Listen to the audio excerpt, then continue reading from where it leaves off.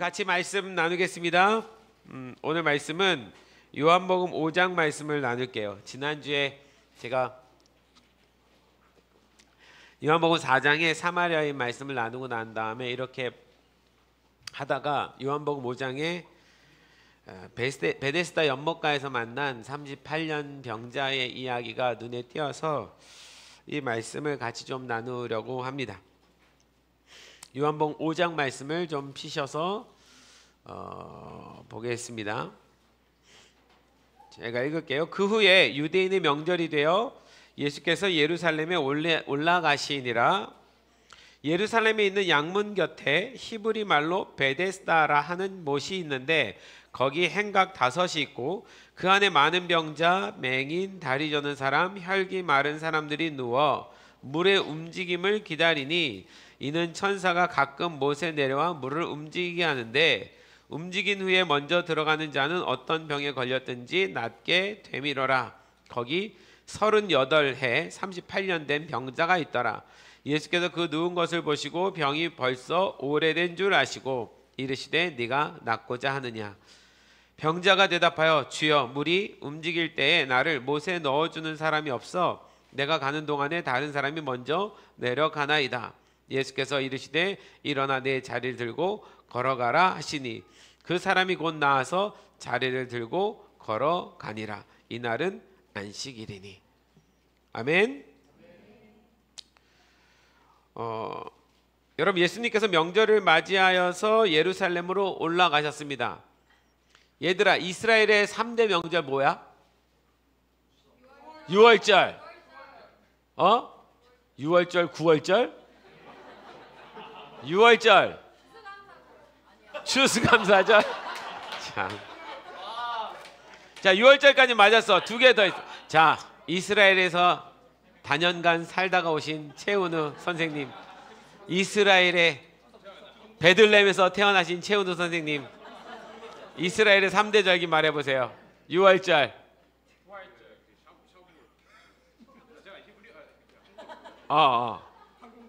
샤봇이 뭐지?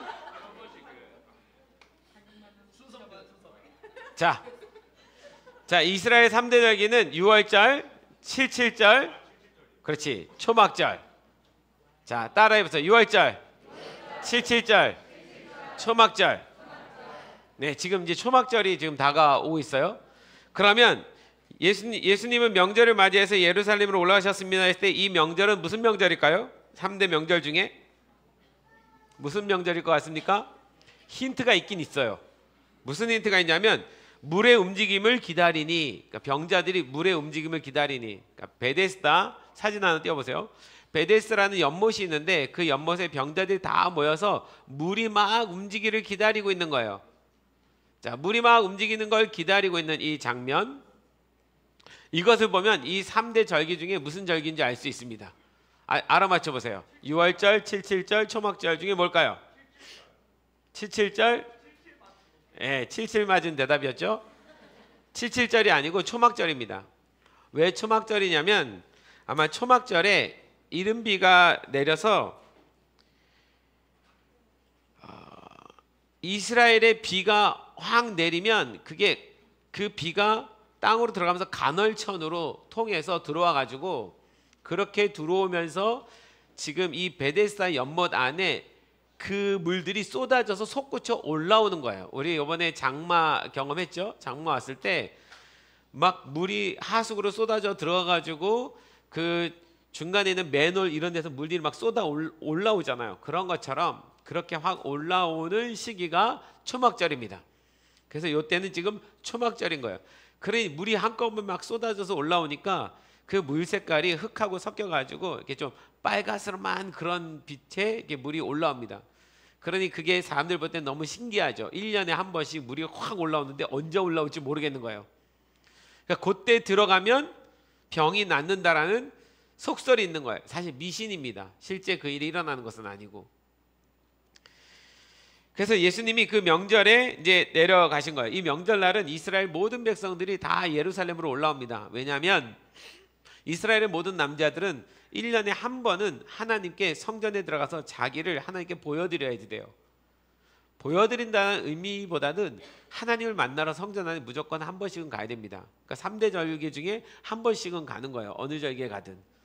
그런데 갈 때 이게 전 국가적인 행사다 보니까 우리나라도 그걸 경험하는데 추석이나 설날에 시골로 다 내려가잖아요. 귀경하잖아요.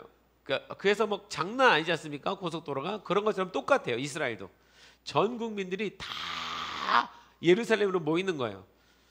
그러다 보면 마을마다 한 사람씩 떠나는 게 아니라 마을마다 통째로 같이 떠나는 거예요. 아이들 다 데리고. 그런데 마을이 텅 빌 수 없기 때문에 그 3대 절기를 나눠서 서로 이렇게 출발한다고 합니다. 그래도 엄청나게 많은 사람들이 이제 모이는 거죠. 그렇게 지금 명절날 사람들이 가득 찼습니다.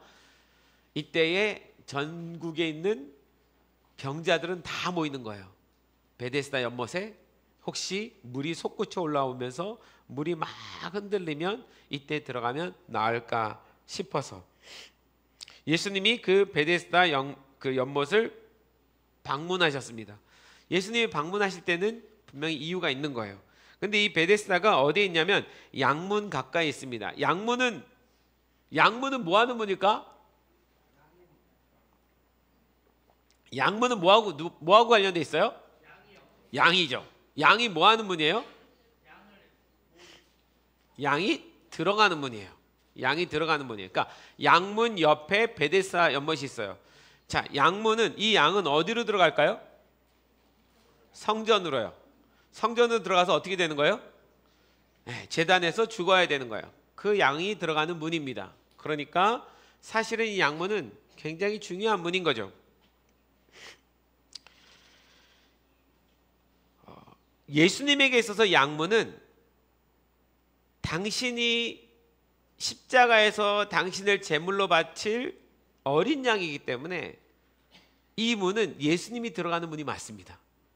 그러니까 오랫동안 예수님이 인류를 구원하기 위해서 어린 양으로 들어가신 문이에요, 사실은.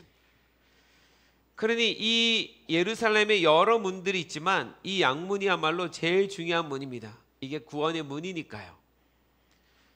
예수님이 그 양문으로 가셨습니다. 예수님에게 있어서는 그냥 짐승 양들이 들어가는 문이 아니라 당신이 인류를 위해서 들어가셔야 될 문인 거예요. 그런데 그 옆에 베데스다 연못이 있습니다. 그리고 그 연못으로 지금 발걸음을 향한 거죠. 사람들은 막 아우성이 났을 거예요. 막 서로 물이 동할 때 들어가려고 자리를 차지하느라고 막 싸우고 있었을 것입니다. 이 베데스다라는 이 지명의 이름의 뜻이 뭔지 아십니까? 베데스다는 자비의 집, 은혜의 집이라는 뜻이에요. 근데 사실은 거기에 자비는 없습니다. 서로 들어가려고, 그 못에 들어가려고 막 아우성치고 소리치고 막 누군가를 짓밟고 넘어가야 되고 난장판인 그런 곳이겠죠. 자, 이때 예수님께서 한 병자를 만납니다. 병자가 몇 년 된 병자라고? 38년. 38살 손 들어보세요. 여기 38살 있습니까? 우리 저기 38이래요. 38. 38년간 이 고통 속에 있었어요. 38년간 낫기를 소망하는데 이 38년 병자한테 예수님이 이렇게 묻습니다. 네가 낫고자 하느냐? 여러분, 아픈 사람한테 네가 낫고자 하느냐라는 말은 너무 당연한 말 아니에요? 누구는 낫고 싶죠. 너무 당연한 말 같이 네가 낫고자 하느냐. 그런데 예수님께서 그 수많은 사람들 중에 이 38년 된 병자한테 말씀을 하셨다는 것도 좀 특이합니다. 뭐 특별한 의미를 굳이 찾자면 38이라는 숫자가 갖고 있는 의미가 하나 있긴 한데 뭘까요? 38 광땡이라고요? 38년이 의미하는 게 뭘까요? 이스라엘 백성들이 광야에서 몇 년 헤맸어요? 사실은 38년입니다. 왜냐하면 2년은 가는 과정 중에 있는 거라 원래는 정확하게 헤매인 그 년수를 따지면 38년을 헤매게 되는 거야. 하나님께 저기함으로 인해서 그들이 헤맨 시간이 38년인데 꼭 그걸 의미를 맞춘 건 아니지만 마치 이스라엘 백성이 하나님께 죄를 범함으로 인해서 38년간 고통 속에 절망 속에 그렇게 살았었어야 될 수밖에 없었던 그 상황을 설명하는 것 같이 보여요. 그래서 이 38년이란 건 어느 한 사람의 인생뿐만이 아니라 어느 한 세대가 하나님 없이 살아간 세대를 의미하는 것 같이 보여요. 자, 예수님이 네가 낫고자 하느냐라고 묻습니다. 이때 이 병자의 대답이 뭐예요? 낫고 싶죠. 그런데 뭐라고 말합니까? 주여, 물이 움직일 때에 나를 못에 넣어줄 사람이 없어서 내가 가는 동안에 다른 사람이 먼저 내려가나이다. 자, 보십시오. 네가 낫고자 하느냐라고 했을 때 기본적인 첫 번째 대답은 네, 낫고 싶습니다라고 말하는 게 첫 번째 대답이어야 돼요. 이 사람이 네, 낫고 싶습니다라고 얘기하는 것이 아니라 환경을 먼저 탓합니다. 내가 저 물에 들어가야 되는데 물이 동할 때 나를 집어넣어 줄 사람이 없어서 난 너무 가난하니까 그 순간에 누가 나를 집어넣어 줘야 되는데 그래서 지금 내가 나을 수가 없습니다라는 낫지 못하는 환경, 낫지 못하는 상황, 낫지 못하는 처지, 자기 처지를 얘기하는 거예요. 상황에 대한 이야기입니다. 상황에 대한 불평이에요. 낫고자 하느냐 했을 때 네, 정말 낫고 싶습니다 라고 간절하게 말해야 되는 게 맞는데 이 사람은 자기의 상황에 대한 불평이 가득 차 있어요. 38년간 그 생각만 했어요. 누가 날 넣지 않아서 내가 못 낳는다. 이게 낳는 것에 대한 사실은 거기에 실제로 들어가서 낳는 의미가 아니라 그거는 2세기부터 시작된 사실은 오래전부터 일어났던 미신인데 이게 그 미신이 2세기의 문헌에도 보면 나와요. 여전히 계속 그런 미신일 뿐인데 그 상황 속에 누군가 자기를 넣어주지 못하는 상황에 대해서 하나님 예수님께 토로합니다. 상황을 탓하고 있는 거예요. 38년간. 우리는 이 상황을 아니까 다시 한번 생각해 보면 그 사람이 있는 곳은 양의 문이에요. 근데 그 양의 문은 구원의 문이거든요. 그 구원의 문에는 관심이 없고 그 구원의 문 밖에서 자기 상황만을 탓하고 있는 사람인 거예요. 어쩌면 예수님은 만나지 못하는데 자기의 상황을 계속 탓하면서 무기력 가운데 빠져 있는 사람인지 모르겠어요. 그에게 예수님이 네가 낫고자 하느냐라고 말씀하십니다. 이 네가 낫고자 하느냐라는 말을 예수님이 당시에 쓰셨던 헬라어로 보면 텔레스 휘기에스 게네스타예요. 하나씩 떼어보세요. 자, 이 텔레스라는 말은 너는 무엇을 바라느냐라는 뜻이에요. 단순한 바람을 말하는 것이 아니라 의지를 가지고 있느냐라고 묻는 거예요. 너 의지를 갖고 있어? 너 정말 바라는 거야?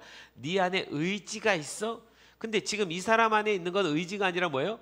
불평입니다. 원망이에요. 누군가 나를 넣어줄 사람이 없다라는 원망이에요. 내 안에 내가 정말 이 문제를 하나님 앞에서 해결하고자 하는 의지가 없어요. 그냥 상황에 대한 탓만입니다. 여러분, 우리도 이런 삶을 종종 살아요. 가끔 그래요. 어떤 일이 안 되고 힘들면 상황 탓하죠. 진짜 그 문제의 근본 해결자이신 하나님 앞에 안 나가고 상황을 탓하는데 굉장히 익숙한 사람들이에요. 우리 모두 그래요. 이 사람도 그렇습니다. 문제는 38년간 그랬다는 거예요. 다른 거 없이. 그러니까 예수님 묻는 거예요. 네가 진짜 바라는 게 뭐야? 너 정말 낫고자 하는 의지는 있어? 불평 얘기하는 거 말고 네가 근본적으로 회복하고 싶은 의지를 갖고 있는 거야? 라고 물어봤어요.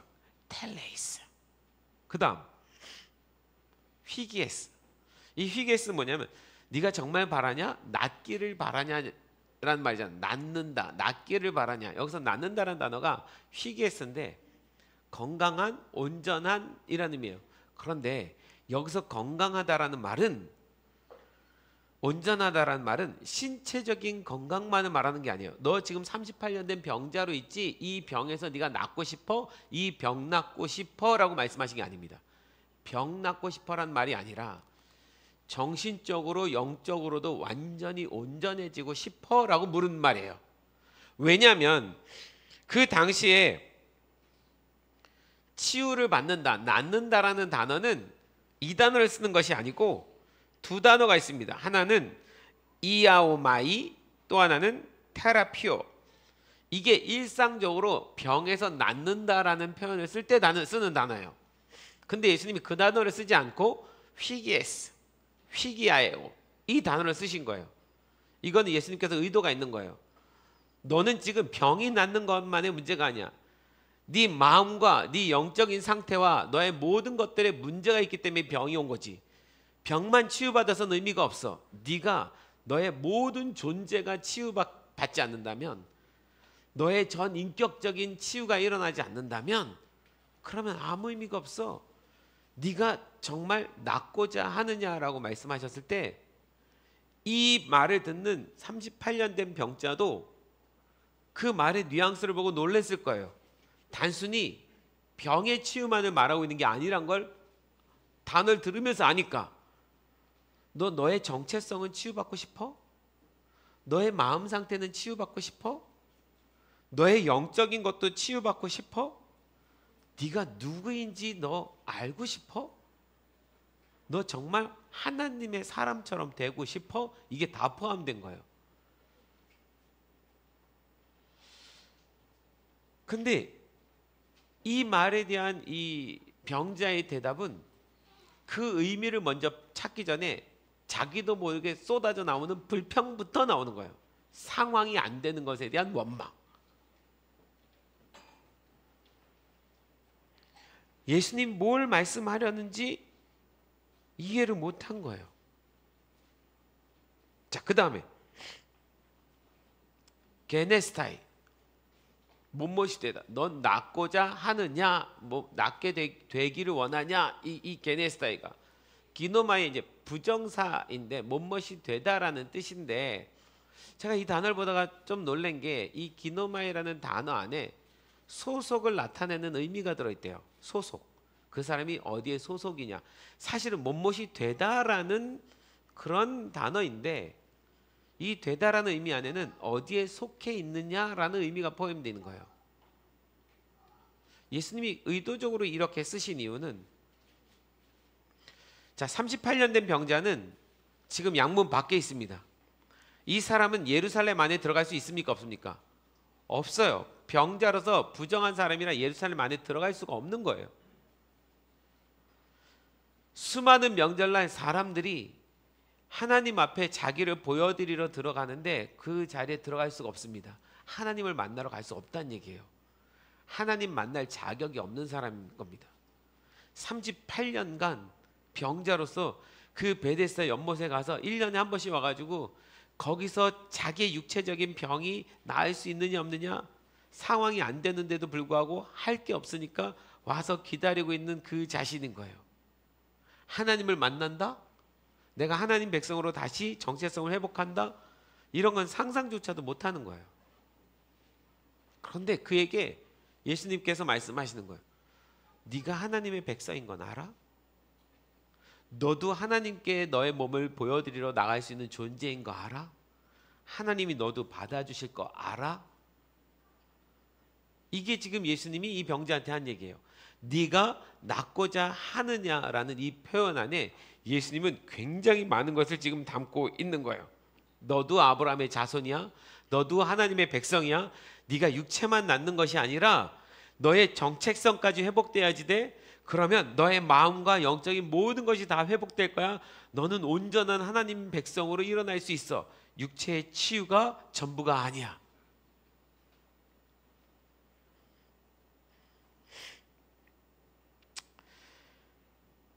이 38년간 동안 절망 속에 무기력해 있는 그의 상태를 예수님께서 보신 거예요.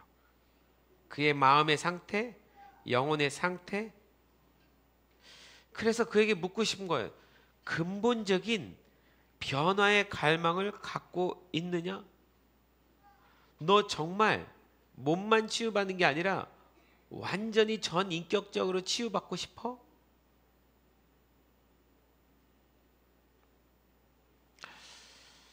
여러분, 이 질문은 예수님이 우리에게도 종종 하십니다. 예수님이 오시면 우리한테도 종종 하실 거예요.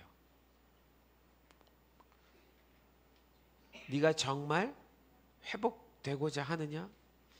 여긴 38년 된 병자인데 우리 안에, 우리도 저를 포함해서 누구는 1년 된 병자일 수 있고, 누구는 2년 된 병자일 수 있고, 누구는 3년 된 병자일 수 있고, 누구는 7년 된 병자일 수 있어요.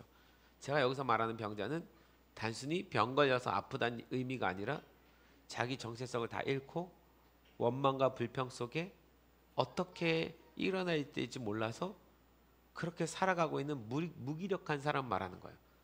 그냥 먹고 삶은 유지하는데 기쁨도 소망도 모두 없이 그렇게 무기력하게 살아가고 있는 사람. 예수님 없는 사람이죠.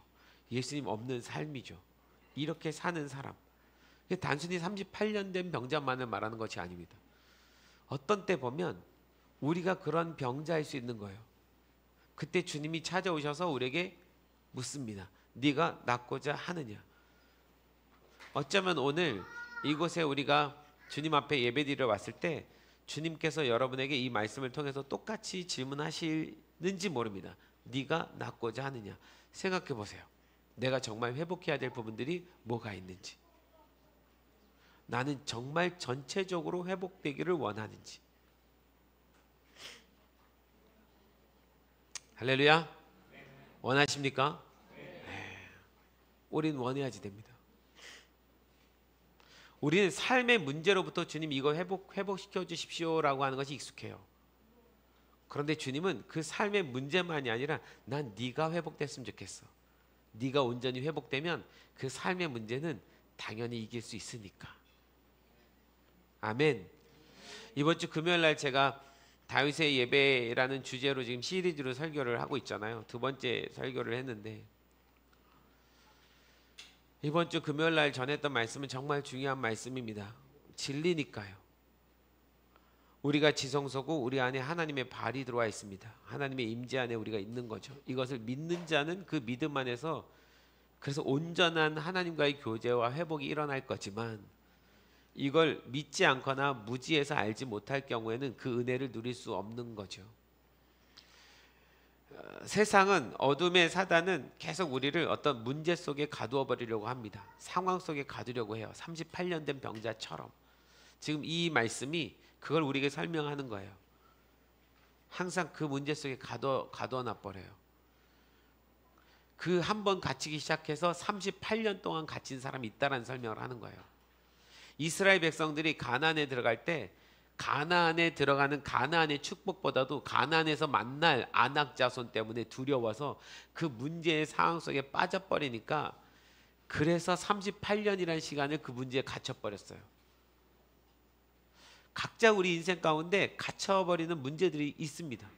그 문제만 복잡되면, 그 문제만 나오면 어떻게 나를 이렇게 꺼낼 수가 없을 만큼 어려운 상황들이 있을 수 있어요. 근데 여러분, 우리가 예수님 안에 들어갈 때 예수님께서 풀지 못할 문제가 없습니다. 예수님께서 회복하지 못할 문제가 없습니다.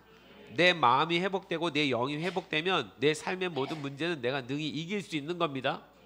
이길 수 있다고 표현한 겁니다. 그 문제가 오지 않는다는 것이 아닙니다.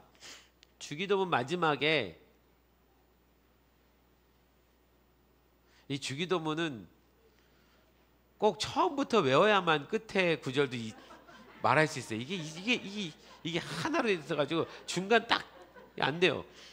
오늘날 우리에게 일용할 것을 주옵시고 우리가 우리에게 죄인 죄를 사해 준 것 같이 우리의 죄를 사해 주옵시고 우리를 시험에 들지 말게 하옵시고. 우리를 시험에 들지 말게 하옵시고. 여러분, 이 시험에 들지 말게 하옵시고가 시험이 오지 않게 해달라는 기도인가요? 시험이 왔는데 이기게 해달라는 얘기인가요? 이기게 달란 얘기지. 근데 우리는 이 주기도문을 외우면서 시험이 나한테 오지 않게 하는 듯한 주문으로 외워요. 절대 그럴 일은 없습니다. 우리가 주님 다시 오신 날까지는 우리 인생 가운데 시험은 계속 와. 얘들아, 니네도 시험은 계속 오니 안 오니? 오잖아, 그지? 1년에 4번은 시험 치잖아. 그때마다 시험이잖아. 근데 그거는 공부 시험이고, 이제 니네 졸업하면 청년 되면 인생의 시험거리가 막 이제 몰려 들어온다. 365일 온댄다. 니네 아빠가 지금 축복을 하는지 아닌지 모르겠지만 365일 시험거리가 온댄다. 저도 끊임없이 우리가 그런 생각해요. 예수님 만나면 모든 문제가 해결된다라고 말하는데 정답이긴 한데, 그 문제가 해결된다는 것이 문제가 오지 않는다는 얘기가 아니에요. 죽으나서나 사단은 끊임없이 우리를 그 시험으로 끌고 들어가서 우리를 넘어뜨리려고 할 겁니다.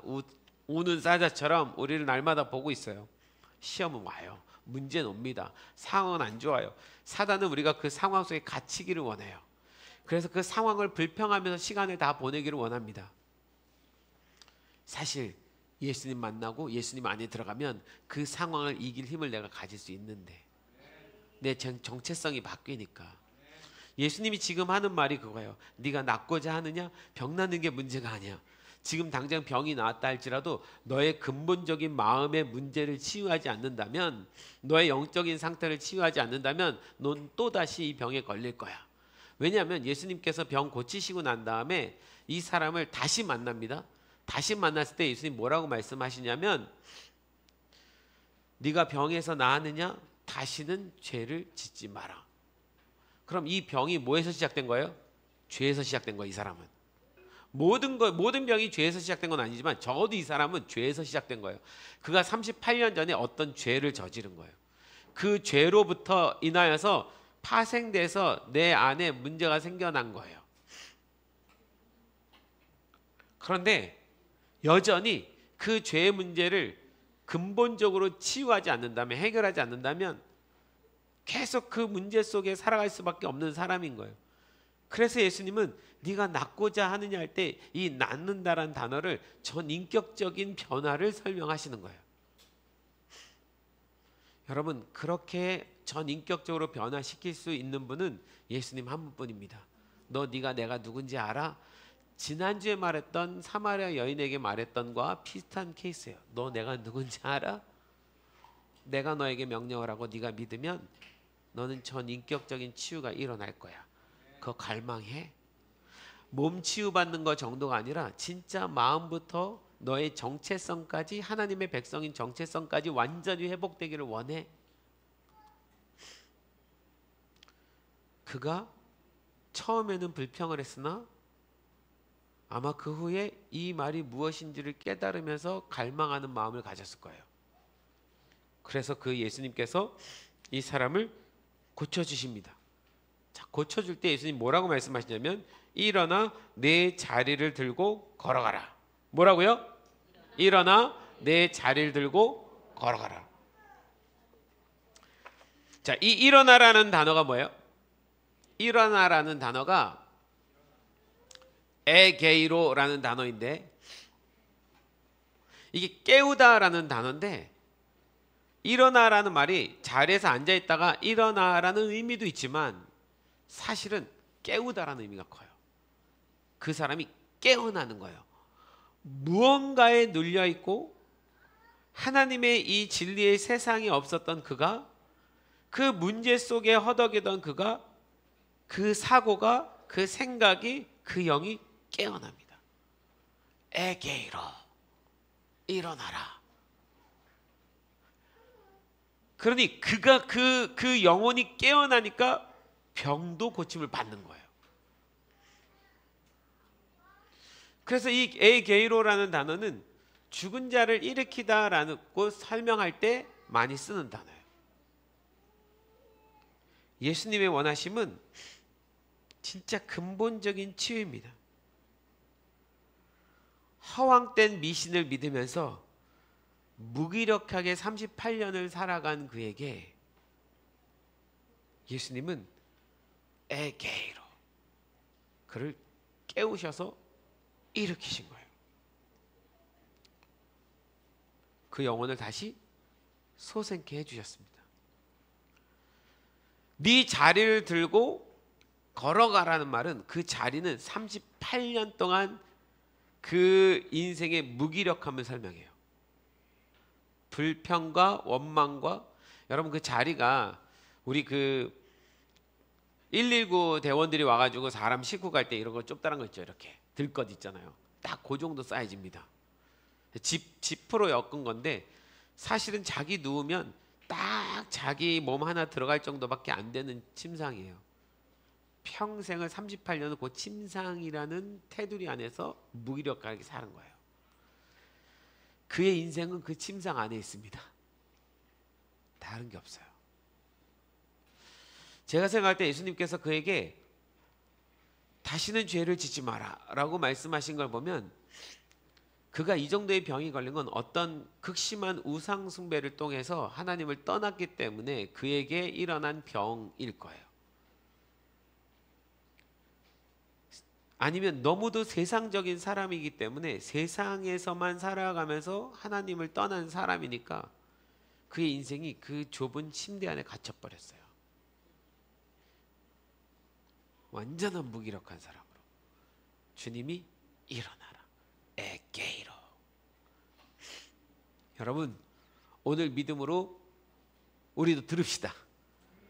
우리에게 어떤 한 주짜리 걱정이든 한 시간짜리 걱정이든 여기 오기 전 어제 하루의 무기력함이든 그 어떤 것이든, 여러분 이 주일이 정말 아름다운 건 이 주일마다 우리는 완전히 회복돼서 돌아가야 됩니다. 주일마다 완전히 안식을 얻고 돌아가야 됩니다. 리셋 해갖고 돌아가는 거예요. 세상에 대해서 리셋 해가지고 이 주일날만큼은 우리가 주님 안에서 완전한 쉼과 안식을 얻고 에게이로 해서 돌아가야 됩니다. 그래서 주님이 이 주일날 우리에게 모여서 주님 앞에 예배하는 것입니다. 아멘. 그래서 오늘 예수님께서 우리에게도 이렇게 명령하신다고 믿고 제가 선포하겠습니다. 여러분 그럼 아멘으로 화답하십시오. 할렐루야. 에게이로, 에게이로, 에게이로. 얘들아, 니네도 시험 걱정하지 말거라. 고3들 시험 걱정 어차피 안 하고 있지? 안 하는 애들한테 굳이 뭐 그래도 하는 척 하자. 걱정하지 마라. 할렐루야. 에게이로. 에게이로.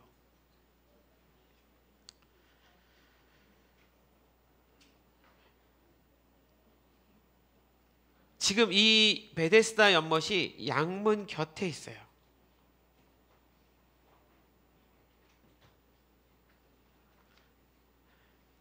어린 양이신 우리의 모든 문제의 그 근본적인 해결자이신 구원자이신 예수님이 날마다 드나드시는 분인데 그 바로 옆에서 예수님 없이 살고 있는 거예요.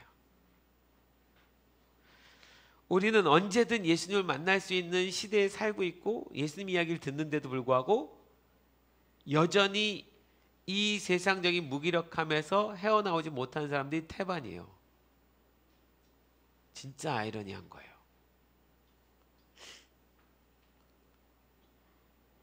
언제든 우리가 주님 앞에 나가면 주님 만날 수 있습니다. 우린 양문 안에 들어갈 수 있는 사람들이에요.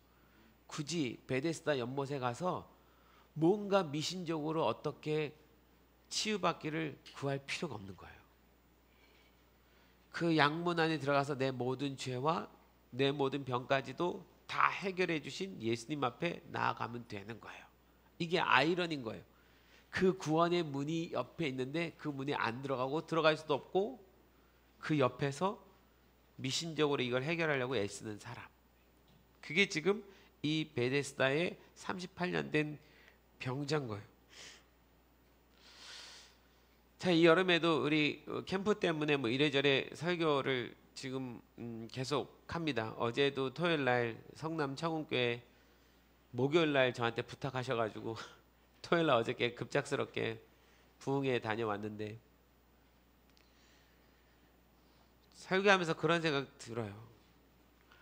언제든 예수님 만날 수 있고 예수님 부르짖으면 그분 나와 함께 해주시는 분인데 여전히 주의 백성들은 근심에 가득한 무기력한 상태로 성전에 와 있는 거예요. 왜 이게 반복이 될까라는 생각이 드는데 가만 생각해 보니까 저도 그래요. 나도 문제가 오면 그게 하루든 이틀이든 일주일이든 뭐든 무기력함을 경험해요. 그 문제 속에 파묻혀가지고. 그래도 감사한 건 정신 차리고 다시 예배 자리로 나와서 주님 만나서 회복하죠. 저는 그래서 우리 여기 교회에서 우리 드리는 금요 예배와 주일 예배가 참 중요하다 생각해요. 말씀 앞에 주님 앞에 독대하는 시간이니까. 말씀이 얼마나 중요한지를 점점 더 깨닫습니다. 저는 사명이 제가 말씀을 전하는 자니까 진짜 말씀을 잘 전하고 싶습니다. 진리를 진리 그대로 하나님이 깨우쳐 주시는 대로 나누고 싶어요. 왜요? 그 진리가 곧 우리가 예수님 만나는 거니까. 어떻게 우리가 예수님 만나요? 우리 말씀으로 만나는 거거든요. 지금 우리는 말씀으로 그분을 만납니다. 말씀이 육신이 돼서 오신 분이니까. 그래서 이 말씀이 내 안에 들어오셔서 그 예수님이신 말씀이 내 영을 깨워야지 돼요. 에게이로 해야 되는 거예요. 그러니 말씀 듣지 않고 말씀 없이 사는 삶은 무기력할 수밖에 없습니다. 진리가 없는 삶은 무기력할 수밖에 없어요. 진리는 어느 때고 들을 수 있는, 양문은 바로 곁에 있는데도 불구하고 그 양문을 놓치고 그 미신적인 그 불평 속에 살아갈 수밖에 없는 인생처럼 지금 너무 많은 성도들이, 너무 많은 세상 사람들이 그렇게 살아가고 있는 거예요. 여러분들 깨어나십시오. 할렐루야. 그래서 혹시 주변에 그렇게 베데스다 연못처럼 그렇게 살고 있는 사람이 있다면 여러분들이 가서 말해야 됩니다. 정말 낫고 싶어?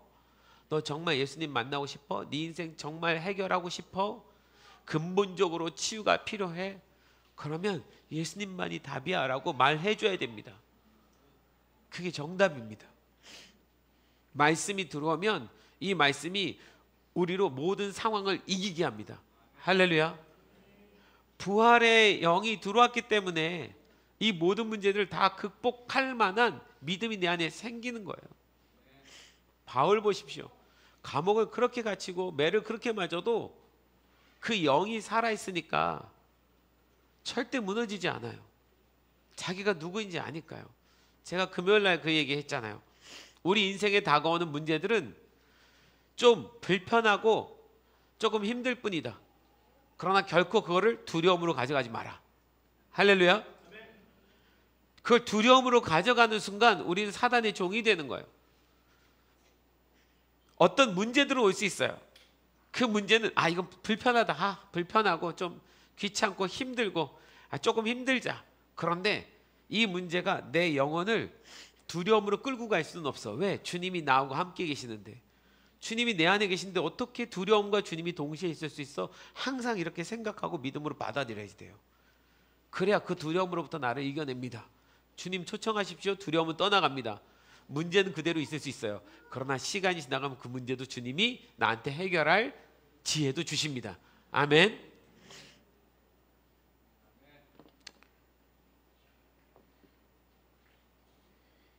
양문 곁에서 양문에 들어가지 못하고 그렇게 베데스다, 이름은 자비의 집, 은혜의 집인데 하나도 자비도 은혜도 느껴지지 않는 원망의 집 같은 곳에 살아가서 안 된다는 얘기를 드리는 거예요. 이 사건은 우리에게 무엇을 말하냐면 진정한 구원자이신 예수님을 만나지 못하면 평생 자신의 환경을 탓하고 원망하며 살아가는 인생이란 것을 설명하는 거예요. 우리의 인생이 예수님 없이 얼마나 무의미하고 무기력한지를, 얼마나 헛된 것인지를 설명해 주고 있는 거예요. 후에 이 병자가 나은 것을 보고 사람들이, 유대인들이 와서 묻습니다. 누가 널 낫게 했어? 여러분, 누가 널 낫게 했어라는 이 낫게라는 단어가, 자, 아까 낫다가 뭐라 그랬어요? 뭐였죠? 휘게 이세요, 에로예요? 휘게스네요, 그죠? 휘기에스. 이 본문에 보면은 사람들이 제가 아까 이 낫는다라는 단어가 이 단어 말고 원래는 병에서 치유받았다는 단어 두 단어가 있다고 그랬죠. 사람들이 와갖고 이 병자한테 뭐라고 묻냐면 분명 여기서 지금 병자로 있었던 사람인데 38년간 일했던 사람인데 너 어떻게 이렇게 나아서 돌아다니는 거야? 라고 묻습니다. 근데 이 나아서라는 단어를 사람들이 뭐라고 쓰냐면 그 두 단어를 쓰지 않고 이 휘기에스를 씁니다. 그러니까 사람들도 보기에 얘가 병만 나은 게 아니라 인생 자체가 완전히 바뀌는 거예요. 야, 넌 어떻게, 누가 너를 휘기에스 시킨 거야? 라고 묻는 거야 지금. 그때 이 병자가 예수님을 나중에 만나고 나서 뭐라고 말하냐면 예수가 나를 휘기에스 하게 했어. 자기 입으로 이 휘기에스라는 단어를 고백합니다. 자기도 알았어요.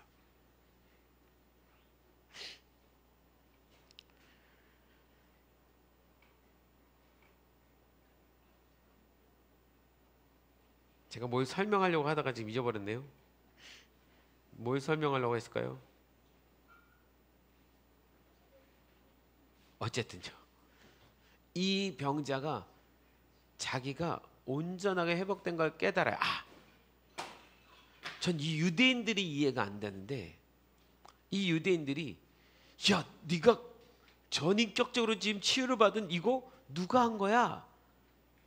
그랬을 때 그 사람들이 누가 이 기적을 일으켰느냐라고 물을 때 그 일으킨 사람에게 대한 존중과 환호가 아니라 누가 일으켰어? 그 다음에 의미가 뭔지 아십니까? 이 안식일에 누가 너한테 자리를 들고 걸어가라고 그랬어? 누가 너한테 안식일을 어기게 했어? 이 이유로 사람들이 예수님이 안식일을 어겼다고 박해하기 시작합니다. 한 영혼이 회복해서 돌아오는데 관심이 없어요. 이게 굉장히 율법적인 사람이에요. 여러분 절대 이런 그리스도인 되면 안 됩니다. 교회에 이런 그리스도인 많아요. 본질적인 것에 환호하고 기뻐해야 되는데 비본질적인 것 갖고 싸우고 누군가를 원망하고 누군가를 찢고 그걸로 비난하고 너무 어처구니 없는 일이에요. 누가 휘기에스 했어? 와, 나도 만나고 싶어가 아니에요. 어떤 놈이야? 안식일 날 너를 회복시킨 놈이. 당장 잡아다가 족치자. 진짜 회복한 것에 대한 관심이 없어요. 이 안식일 날 누가 이 짓거리를 했느냐는 거예요. 하나님 마음을 완전히 잃어버린 사람들입니다. 여러분, 그래서요, 더더군다나 교회 안에서는 원망이든 불평이든 뭐든 없어야 됩니다. 그건 굉장히 비본질적인 거고 그건 율법적인 거예요. 그거는 누군가를 비난하고 정죄하는 것은 그 사람이 갖고 있는 교만에서부터 출발하는 겁니다. 없어야 됩니다. 그런데 이런 유대인들이 막 나타난 거예요.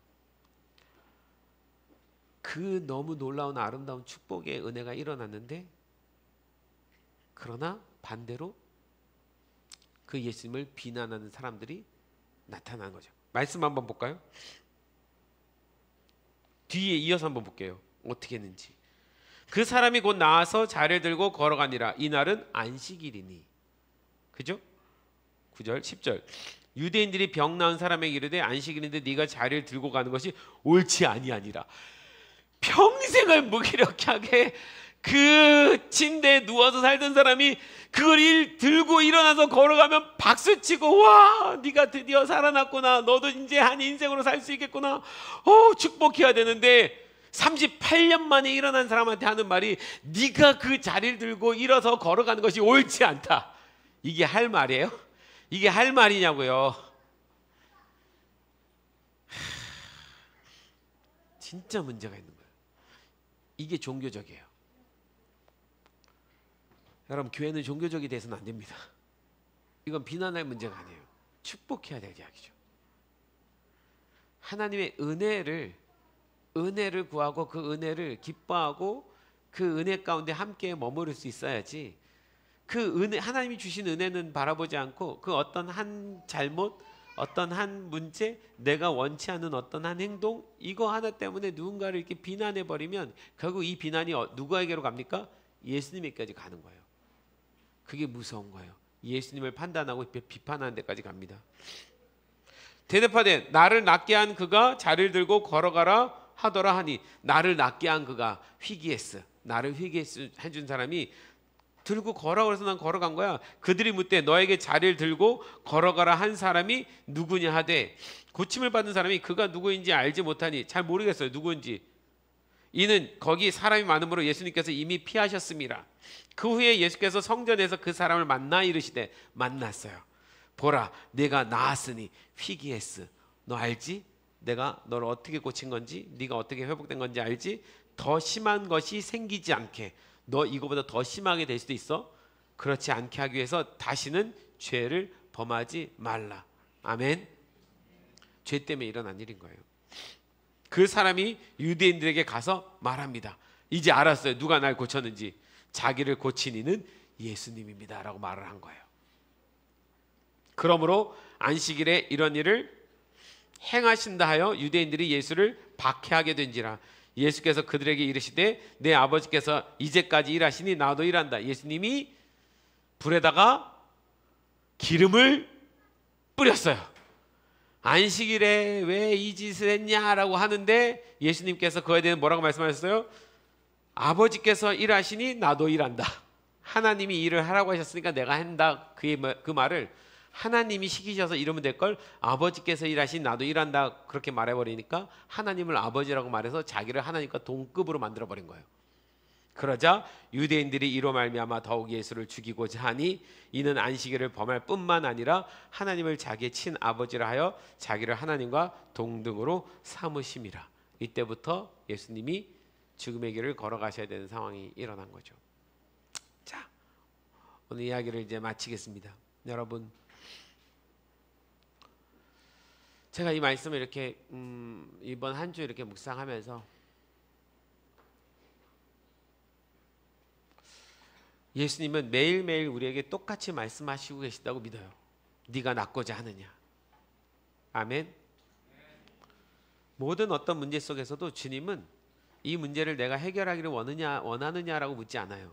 네가 낫고자 하느냐예요. 너 근본적인 마음에 치유받고 싶어? 이 문제 해결이 아니라 이 문제를 능히 이길 만한 그런 마음, 그런 영적인 그런 사람이 되고 싶어? 너 정말 그렇게 완전히 회복되는 사람이 되고 싶어? 라고 주님은 오늘도 내일도 우리에게 끊임없이 물으실 겁니다.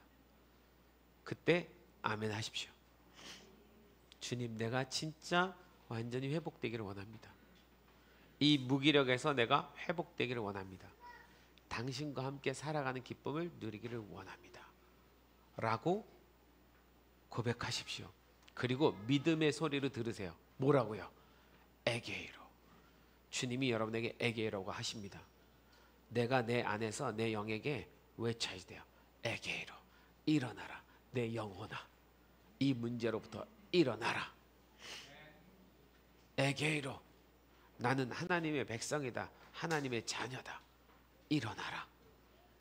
그 주님의 음성은 이 말씀을 통해서 오늘도 우리에게 하고 계신 것입니다. 믿음으로 여러분 받으십시오. 그러면 우리 삶에 놀라운 변화가 일어날 겁니다. 그런 모든 우리 성도들 되기를 소망합니다. 아멘. 이 찬양 같이 부르고 싶었거든요. 나의 갈망 오직 예수. 예수님이 네가 낫고자 하느냐 할 때 너의 진짜 갈망이 나냐라고 물은 거예요. 사실은 나 누군지 알아? 너 내 눈을 봐. 너를 이 모든 삶에서부터 구원할 자가 누구인지 봐.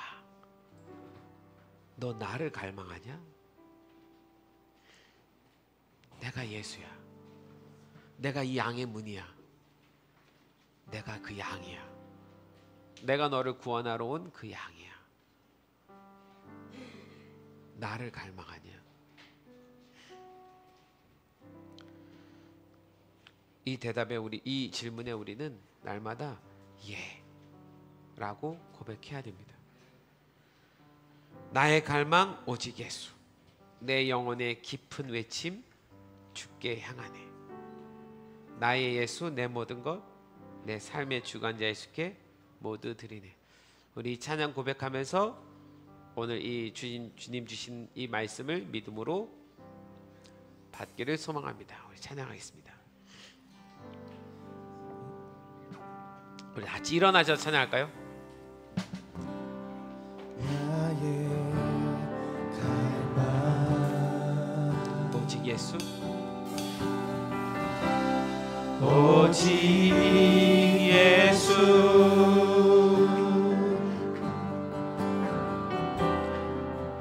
내 영혼의 깊은 외침 주께 향하네. 다시 한번 처음부터 나의 갈망, 나의 갈망, 내 갈망을 그분께 드리십시오. 오직 예수, 오직 예수, 내 영혼의 깊은 외침, 내 영혼의 깊은 외침 주께 향하네. 나의 예수, 나의 예수,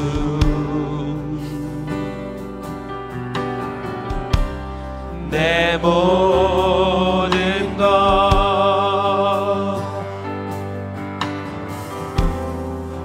내 삶의 주관자 예수께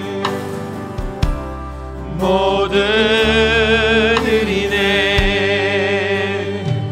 주 달려 죽은 십자가의 보, 내 죄같이 내 죄분같이 희게 했네.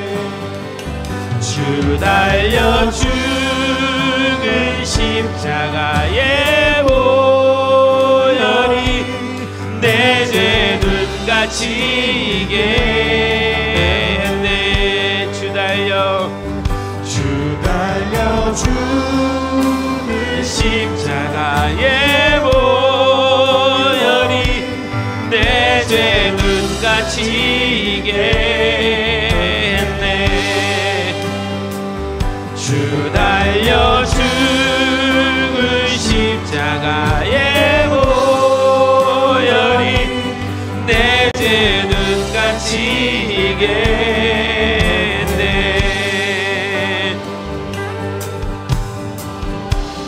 나의 갈망,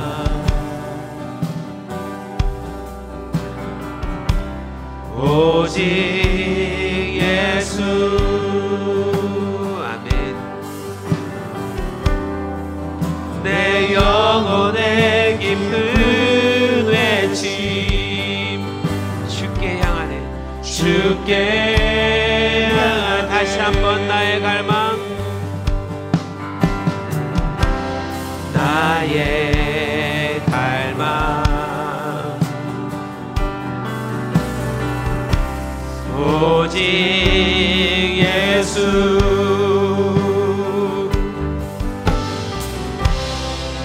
내 영혼의 깊은 외침 주께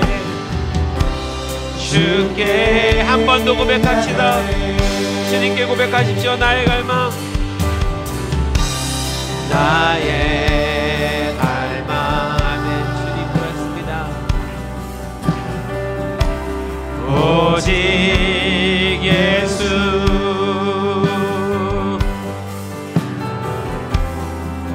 내 영혼의 깊은 외침 주께 향하네. 나의 예수, 나의 예수, 내 모든 것, 내 모든 것,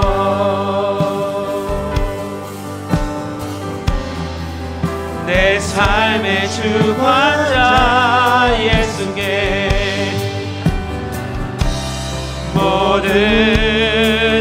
이제 그 십자가로 나갑시다. 주 달려 죽은 십자가의 보 내 죄는 같이 할렐루야. 주 달려 죽은 십자가의 보혈이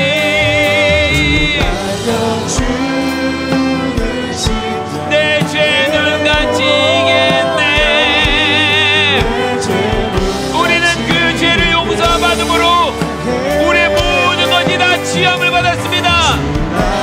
죽은 십자가의 보혈이 내 죄는 같이 이게 할렐루야.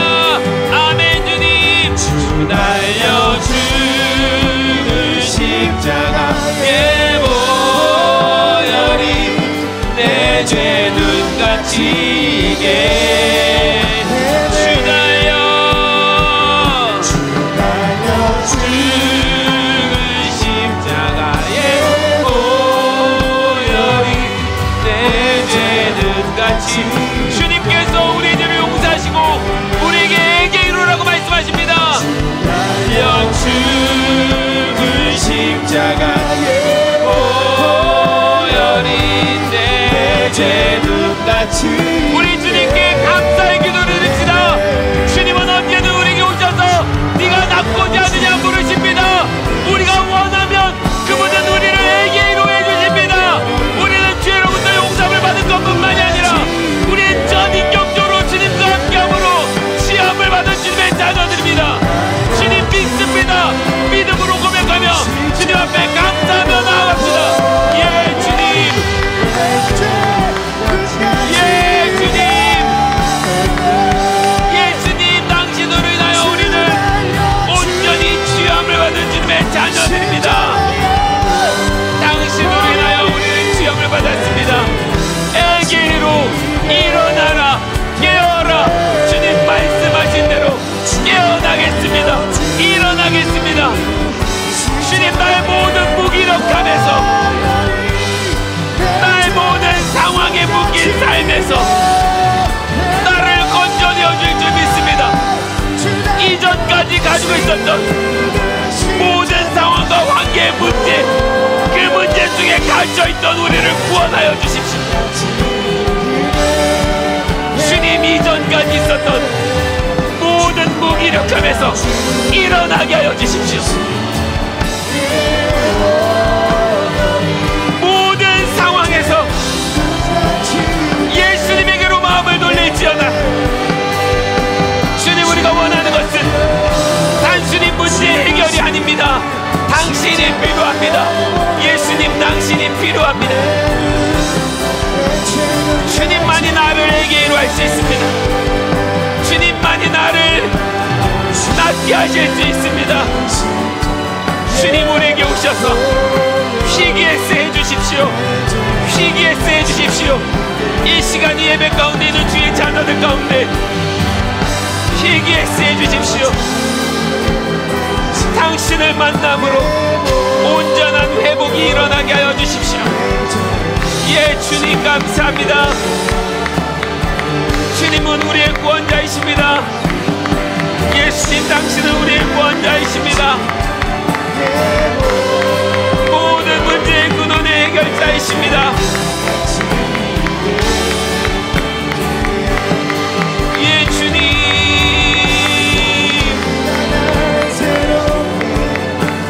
그래서 주님을 바라봅니다. 주님을 더 바라봅니다. 내 인생에 찾아와 주셔서 나를 만나 주시옵소서. 진리가 말씀이 우리를 온전히 회복케 하여 주실 것입니다. 당신의 말씀은 살아서 운동력이 있어서 우리의 모든 삶의 문제로부터 우리를 구원하시기에 부족함이 없습니다. 진리가 우리를 자유케 하심을 믿습니다. 진리가 우리를 자유케 하심을 믿습니다. 자유케 하여 주시옵소서. 예 주님,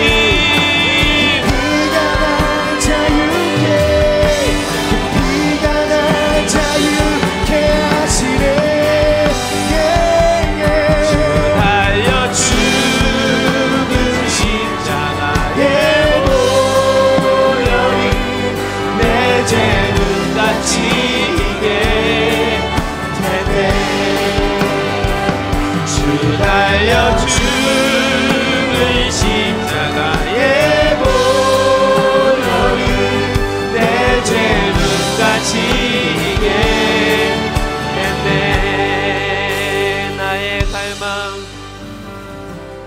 나의 갈망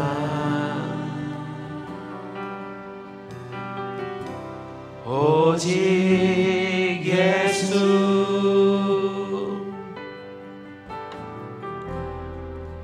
내 영혼의 깊은 외침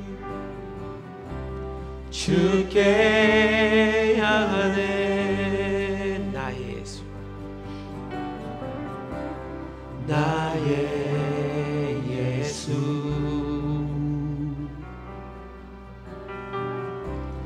내 모든 것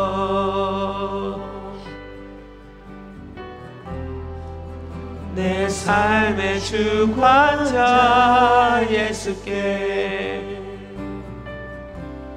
모두 드리네. 여러분, 오늘 이 시간의 믿음으로 그 기간이 얼마가 되었든 하루든 이틀이든 일주일이든 1년이든 3년이든 무언가 내가 어떤 상황에 갇혀서 무기력하게 보냈던 주님과의 깊은 교제 없이 상황 속에 몰입되었던 그런 삶이 있다면 오늘 이 시간 이후로 주님께서 우리를 회복시키셨음을 믿습니다. 에게이로 해주셨습니다. 깨어나십시오. 일어나십시오. 그리고 더 이상 그 문제 속에 나를 가두지 마십시오. 그 문제와 난 아무 상관이 없습니다. 하나님, 38년 된 병자를 고치시는 예수님, 당신의 모습을 보았습니다. 주님, 당신이 원하시는 것은 단순한 문제 해결, 병 고침이 아니었음을 믿습니다. 그 한 사람의 인생을 완전히 회복시키는 것이 주님의 뜻인 줄 믿습니다. 죄로부터 시작된 그 아픔들로부터 완전히 구원하는 것이 하나님의 뜻인 줄 믿습니다. 그래서 우리가 더 이상 그 어떤 문제의 속박에 구속되어 살지 않게 해주시고자 하시는 그 주님의 사랑을 우리도 받게 도와주십시오. 이 시간 주님, 그래서 다시 한번 요청합니다. 주의 자녀들 가운데 그 어떤 상황과 문제와 환경으로 인한 무기력함들, 그 문제 속에 원망과 불평 속에 있었던 삶들, 이 시간 주님 다 거두어가 주시옵소서. 예수님 안에서 다시 멋지게 일어나 주님과 교제하게 도와주시옵소서. 새 삶을 살게 도와주시옵소서. 예수가 나를 낫게 하였다 말할 수 있는 자들이 되게 도와주시옵소서.